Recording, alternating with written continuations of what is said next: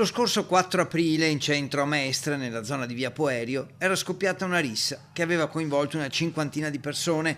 Oggi, a distanza di 6 mesi e mezzo, il questore di Venezia, Gaetano Bonaccorso, ha firmato 7 provvedimenti di Daspo Willy nei confronti di altrettanti cittadini stranieri che sarebbero coinvolti a vario titolo in quell'episodio di violenza.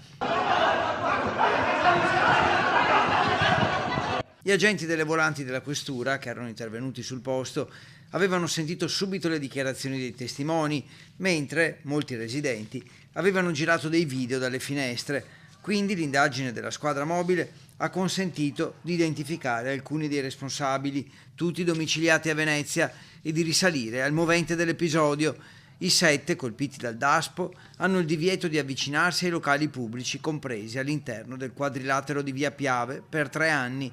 Il mancato rispetto del divieto può essere punito con una condanna da 1 a 3 anni di carcere e con una multa da 10.000 fino a 24.000 euro.